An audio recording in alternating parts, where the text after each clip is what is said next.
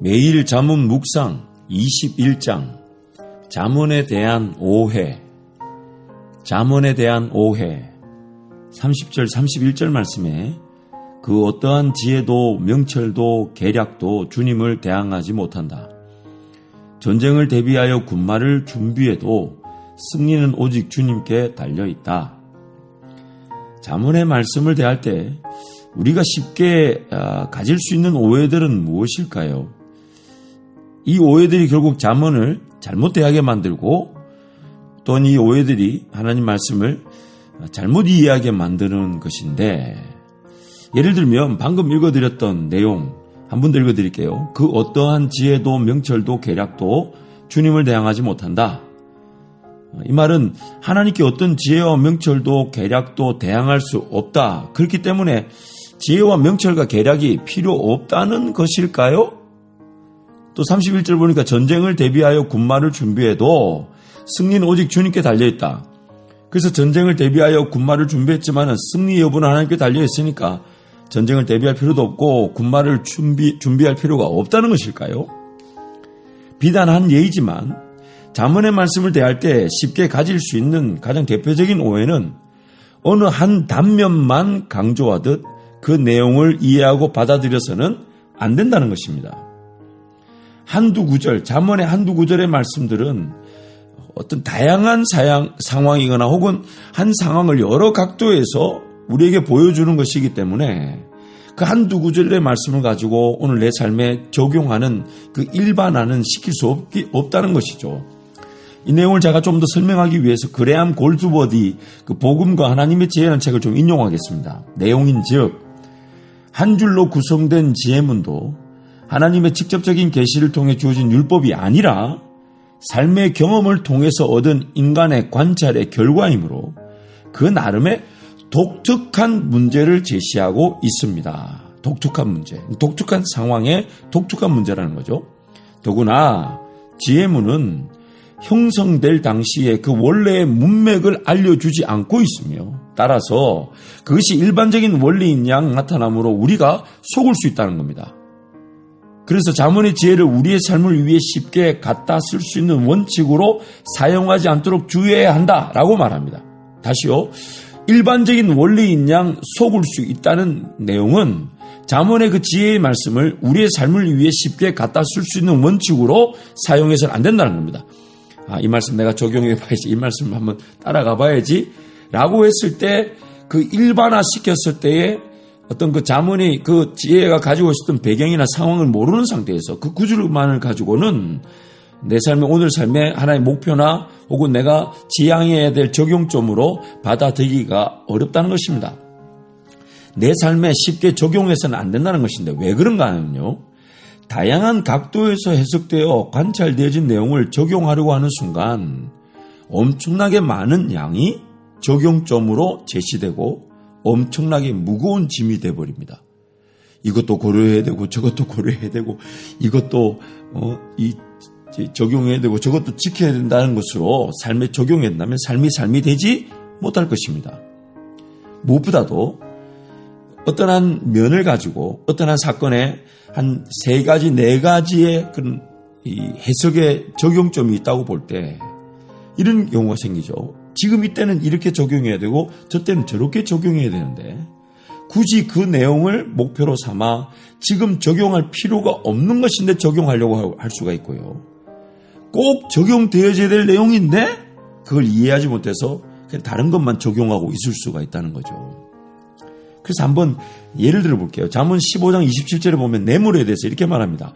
불이한 이익을 탐내는 사람은 자기 집에 해를 끼치지만 뇌물을 거절하는 사람은 오래 산다. 뇌물 자체가 거절되어져야 될 분명한 어떤 말씀인데 오늘 21장 14절에 뇌물에 대해서 이렇게 말합니다. 은밀하게 주는 선물은 화를 가라앉히고 품속에 넣어주는 뇌물은 격한 분노를 가라앉힌다. 뇌물을 주라는 걸까요? 주지 말라는 걸까요? 품속에 넣어주는 뇌물, 몰래 주는 뇌물? 뇌물을 거절하면 오래 산다 했는데 또 뇌물 받아라? 줘라? 또 품속에 넣어주듯이 하라? 여러분 이 적용점이 다르죠. 그래서 쉽게 그 자매의 말씀을 적용해야 되겠다, 내가 따라야겠다라고 오해해서는 안 된다는 겁니다. 하지 말아야 하는 것과 해야만 하는 것들을 우리는 다 지켜낼 수가 없기 때문입니다. 우리는 하지 말아야 하는 것과 해야만 하는 것들을 다 지켜낼 수가 없습니다. 결국 잠언을 포함한 율법이라고 불려지는 구약의 목적은 지켜 행해야만 하지만 행할 수 없는 죄인들의 영적 실태를 고발하고 정죄하는 것입니다.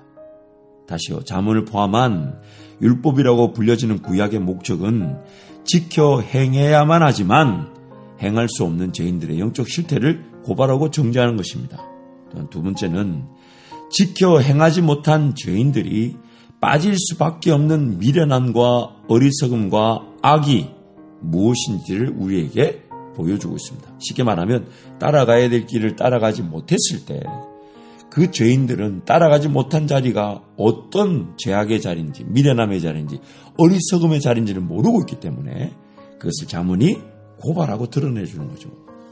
그래서 그레암 골드워디 복음과 하나님의 지혜라는 책의 내용을 좀 더 인용하면요, 잠언은 올바른 삶을 살아가기 위한 계계의 지침을 우리에게 수없이 많이 제공하고 있는 것이 아니라 우리가 지혜를 얻기 위해 가야 할 길을 보여주고 있는 것일 수도 있다는 점입니다.